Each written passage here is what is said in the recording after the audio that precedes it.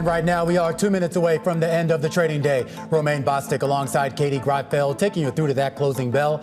It's a global simulcast. Tim Stenovec joins us from the radio booth. Christina Ruffini in today for Carol Masser. Welcome to our audiences across all of our Bloomberg platforms, television and radio, and our partnership with YouTube. On a mixed day on Wall Street, Tim, a lot of eyes right now on the inflation picture, but also a lot of eyes still on that tech trade. I'm on the edge of my seat right now, looking at the S&P 500, because it's up barely 2/100ths of 1% right now. Oh my God! And if it closes in the green, guys, I think he's just flexing. We're gonna see a fifth day in a row of gains for the S&P 500. And you're excited about this? I'm so excited about this. That's great. I get excited about small things in life. I hear you.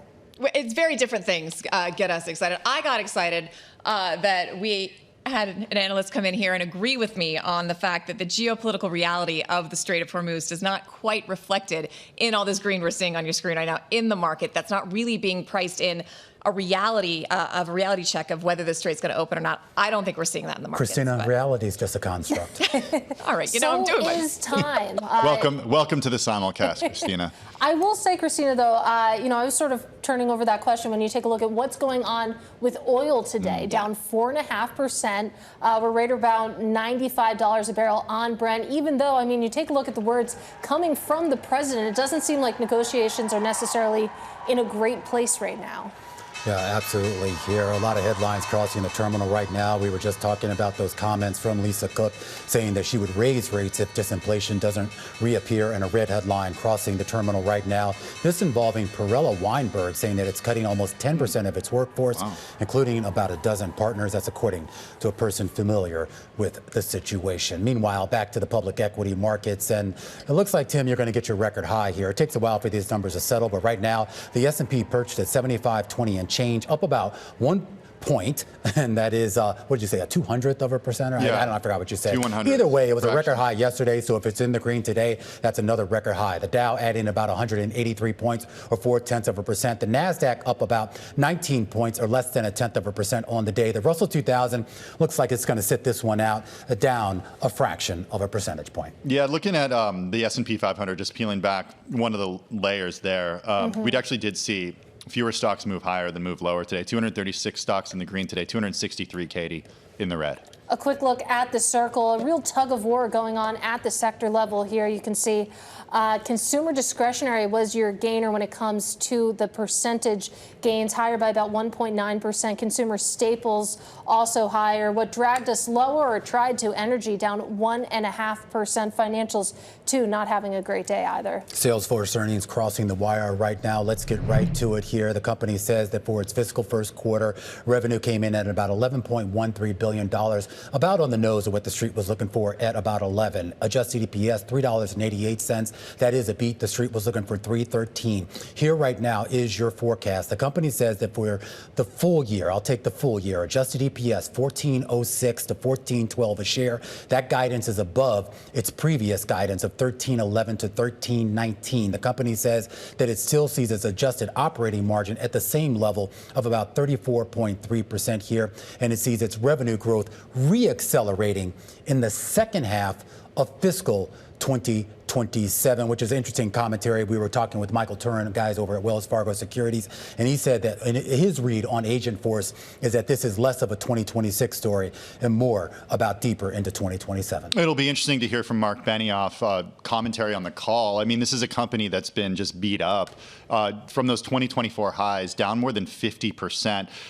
Mark Benioff, the chair, CEO, he said that agentic AI is the biggest growth opportunity for our customers, for Salesforce. We're number one in agentic CRM. Agentforce now powers every customer 360 application. It helps tens of thousands of businesses across every industry transform into agentic enterprises. But Katie, as the stock reaction has shown over the last few months, the company really does have to convince the market that these companies are not going to give up buying certain seats or offload some of these tasks to some of these AI companies that could be worth $1 trillion in the public market soon. Yeah, absolutely. That's really the primary concern of Wall Street, is that you have this competition coming from the likes of Anthropic, from OpenAI, sort of an existential question hanging over Salesforce shares. And it's been interesting that, it's mightily underperformed the bounce back that we've seen in software stocks overall and the NASDAQ 100 overall. And you can see that, we're trying to decide what to do after hours right here. Salesforce currently in the green, but certainly the knee-jerk reaction was to send it lower. Another interesting headline, and this involves the remaining performance obligations for the most recent quarter. That did actually miss. It's $67.9 billion. The street was looking for $68.9. The company, though, does say that for the current quarter, the fiscal second quarter, it sees remaining performance obligations up about 14% from that number. So that could put some downward pressure on the stock because, of course, that is a big metric about where things are going forward. The company, guys, also did say that with regards to agent force, it said 50% of the agent force and Data 360 bookings, which is effectively the future of this company, came from existing customers. Okay.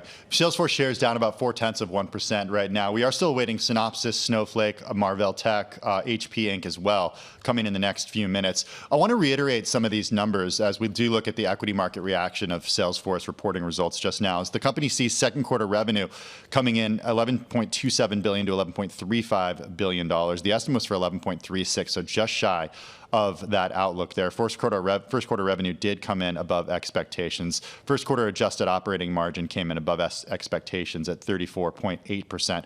The company sees adjusted second quarter EPS 325 to 327. The estimate was for 325. Salesforce in the after hours down about 1.4%.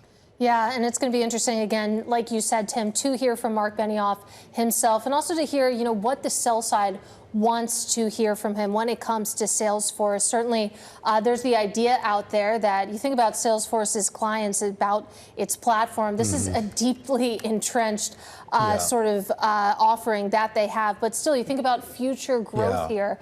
That's the concern. Let's get right to Snowflake. Their earnings are out. But I first want to start with a headline from the Wall Street Journal saying that Amazon has struck a $6 billion deal with Snowflake for agentic chips. That is the headline, and that's a big part of the reason why the shares are up more than 10% here in the after-hours trade. As for the numbers, in the first quarter, it looks like the company did beat modestly. $1.39 billion on the revenue side. The street was looking for $1.33 billion. And as far as the EPS, 39 cents a share. The street was looking for 32 cents.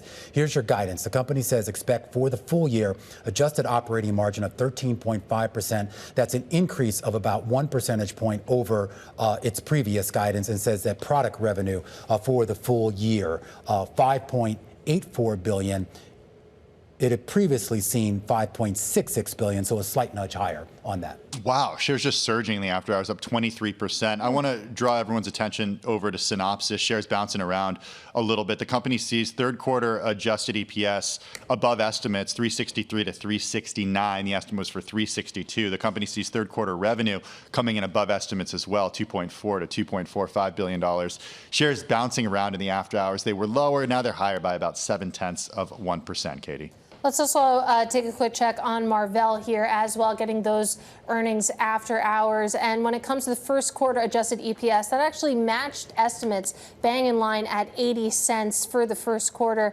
Their first quarter net revenue coming in a touch above expectations, $2.42 billion. The estimate had been for $2.41 billion.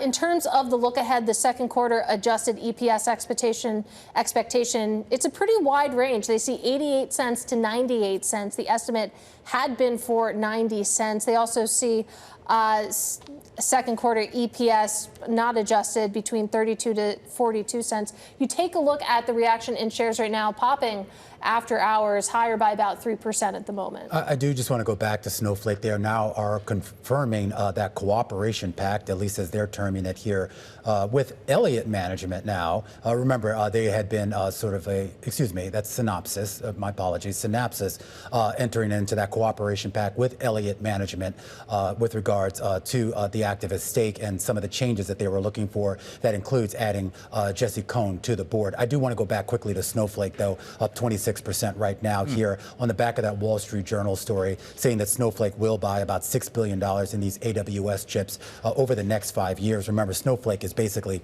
an AWS native company, started in 2012 and basically was on the AWS platform since 2014. And Amazon shares, not doing much, but on that news too, just up about 0.3%.